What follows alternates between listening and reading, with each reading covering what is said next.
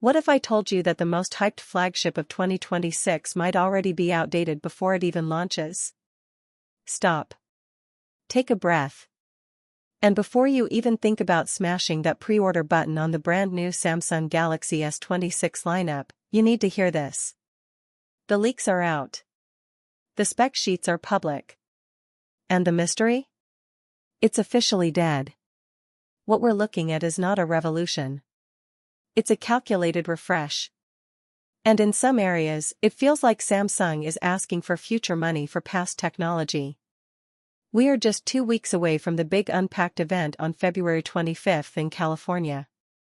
Samsung will walk onto that stage with confidence. Big words. Polished slides. Dramatic music. But when you strip away the marketing shine and read the raw specifications, a very different story appears. A story of recycled components. A story of regional performance gaps. A story of charging speeds that honestly feel embarrassing in 2026. If you're holding on to an older Galaxy phone right now, especially something from 2 or 3 years ago, this conversation matters.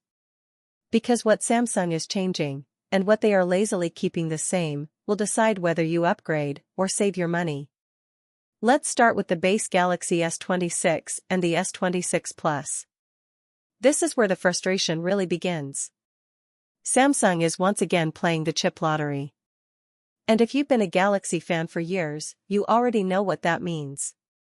Different regions. Different processors. Same price. If you live in the United States, you are likely getting the Snapdragon 8 Elite Gen 5. Powerful. Efficient. Stable. But if you live in Europe or other global markets, you could be stuck with the Exynos 2600. And history has not been kind to Exynos chips. They tend to run hotter. They drain battery faster. And under heavy load, they throttle performance to keep temperatures in check. So let's break that down in simple terms. 2 people. Same phone. Same price. Completely different real-world performance. That's not innovation. That's segmentation. It becomes even harder to justify when you remember how premium these phones are priced. Flagship money. For a silicon lottery ticket. You shouldn't have to hope your region wins. And the fact that Samsung continues this strategy in 2026 tells us something important. They believe brand loyalty is strong enough to survive it. Now let's talk about charging. Because this might be the most disappointing part of the base S26. Yes, the battery is slightly bigger this year. A 4,300 mAh cell. That's a small but welcome bump. On paper, that sounds good. But then you look at the charging speed. Still 25 watts. 25 watts. In 2026. Budget phones are charging faster than that. Some mid-range devices can go from 0 to full in under 20 minutes. Yet Samsung expects flagship buyers to wait over an hour for a full charge. That's not just slow. That's outdated. Charging speed is not just about numbers. It's about respecting your time. When you're rushing out the door, every minute matters. A fast 10-minute top-up can change your day. But with 25W, you're still babysitting the charger. For a company of Samsung's size and engineering power, this feels like a conscious limitation. Not a technical one. There is one positive change. And it's overdue. Samsung has finally killed the 128GB base model.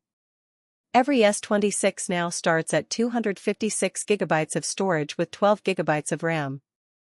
That is how a flagship should start. It took years of criticism, but at least that bottleneck is gone. However, when we move to cameras on the base model, the excitement fades again. The hardware stack looks extremely familiar. Same sensors. Same general configuration. And while AI processing can enhance photos, software can only do so much. If the hardware doesn't evolve, the ceiling stays the same. Now let's shift to the S26 Plus. And honestly, this is where things get confusing. I've looked at the leaked specifications for hours. And I keep asking the same question. Why does this phone exist? It uses the same screen resolution, the same 4900 mAh battery, the same camera sensors as the base model. The charging speed is bumped to 45 W, which is acceptable. But the overall dimensions and weight are nearly identical to its predecessor. What does that suggest? Reused tooling. Reused chassis. Minimal redesign. This doesn't feel like a phone built for users. It feels like a product built to maintain margins. A slight refresh. A new name. A higher price. But not a meaningful leap. If you buy S device, you are essentially buying last year's phone with a newer chip and minor tweaks. That's stagnation. Not progress. Now we move to the star of the show. The S26 Ultra. This is where Samsung clearly invested most of the research and development budget. The Ultra keeps its massive 6.9-inch display. But now it's thinner. And lighter. On paper, that sounds amazing. Slimmer. Sleeker. More refined. But thinner designs come with trade-offs.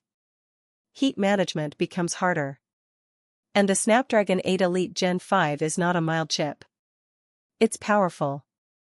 And powerful chips generate heat. If Samsung reduced internal cooling space to achieve that thinner body, we might see thermal throttling during heavy gaming or extended 4K video recording. And if that happens, sustained performance drops.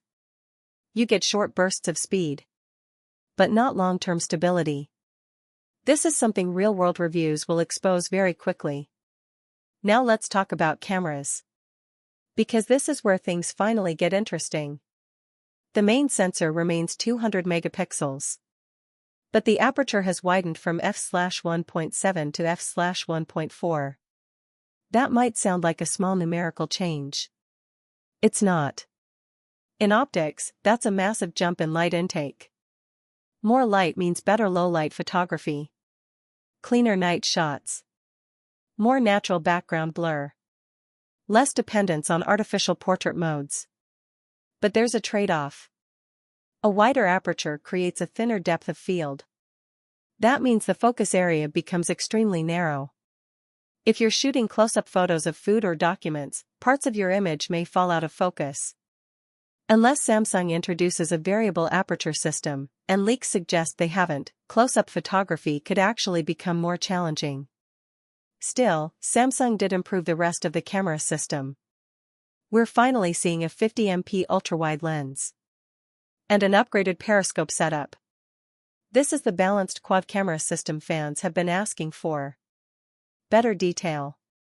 Better cropping. More flexibility. And here's something that feels like progress. The Ultra supports 60W charging. It's not 100W. It's not industry-leading.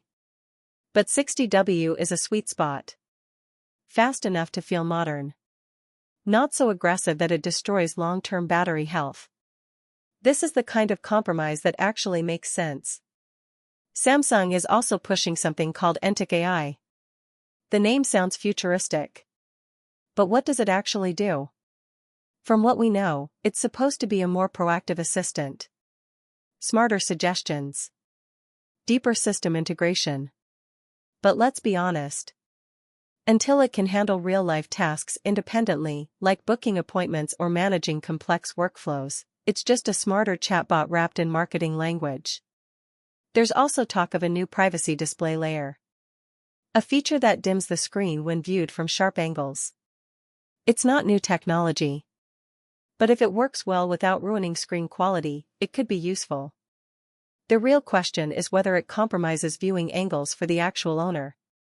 If it does, many users will disable it immediately. So where does that leave us?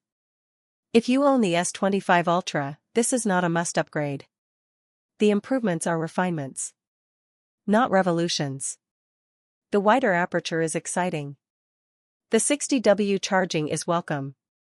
But is that worth flagship pricing? Probably not. If you're using an S22 Ultra or S23 Ultra, the jump becomes more logical. The new Snapdragon chip offers major performance gains. Charging is faster. The camera system is more balanced. That's a real upgrade path. But for the base S26 and S26 Plus, the story feels stuck. 25W charging in 2026 is hard to defend. Regional chip differences are frustrating. And minor hardware changes don't justify premium pricing. Samsung is playing it safe. Very safe. They are betting on brand loyalty. On ecosystem lock-in. On marketing power. Instead of bold innovation across the entire lineup. And that's the core issue. This could have been the year Samsung reset expectations. Instead, it feels like careful iteration. Safe upgrades. Controlled risks. Will it sell? Absolutely. It's Samsung. But should you rush to pre-order? That's a different question. My honest opinion?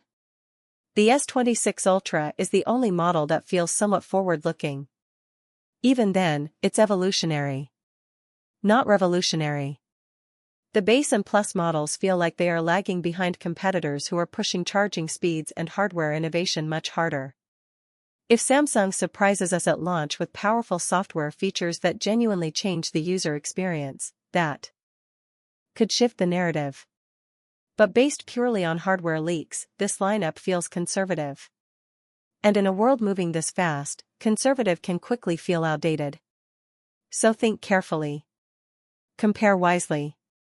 Don't let shiny marketing distract you from real-world performance and long-term value.